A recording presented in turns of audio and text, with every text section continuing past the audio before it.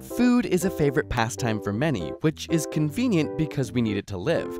But what would happen to you and your body if you were to completely stop eating food right now? In the first 6 hours, all is fairly normal. Your body begins to break down glycogen, which stores energy in your body, into glucose, which your cells use as fuel. Around 25% of energy generated this way is used for your brain alone, while the rest goes to muscle tissue and red blood cells.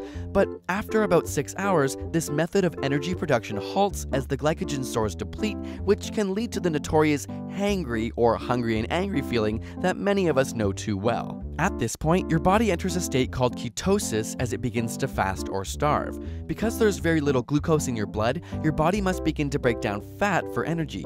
This fat is in turn broken down into fatty acids. However, your brain can't use long-chain fatty acids, which is a problem. Because there's no more glucose and the fats are too large to cross the blood-brain barrier, your brain changes modes and begins to use ketone bodies for energy, which are short-chain derivatives of fatty acids. This works for the time being, but ultimately only 75% of the brain's energy requirements can come from ketones. It still needs glucose, which means your cognitive functioning becomes impaired. Now, it's important to mention that you don't have to be starving to be in ketosis. Many people enter this phase if they're on a low-carb diet, or professional athletes who use all their carbs for an extended period of time, like marathon runners, will be in this state as well. However, beyond 72 hours, not only will your mood and energy suffer, but your brain will start to break down your body's own protein.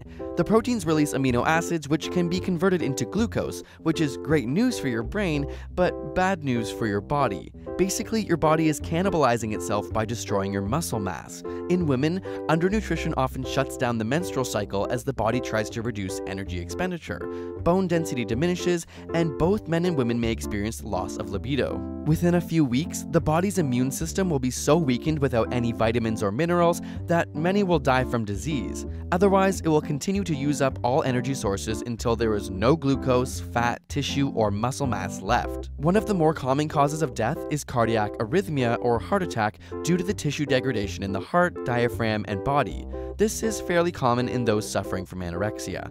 Of course, the body experiences severe organ failure all around. Starvation can lead to death in as short as 3 weeks or up to 70 days, as documented during the Irish hunger strikes in 1981, though the duration of survival is greatly influenced by how hydrated you are and the amount of fat reserves your body has, which in some ways is incredible that the body can sustain for so long with no food. And yet, approximately 795 million people around the world have to deal with this reality. The good news is that the 7 richest countries have pledged to lift 500 million people out of hunger and malnutrition by 2030, but we need to hold them accountable. We're working with an organization called Global Citizen to do just that, and here's a really easy way that you can help out too. By sharing this video and then heading to the Global Citizen website forum here, you'll be adding your voice to an important educational movement towards ending hunger worldwide.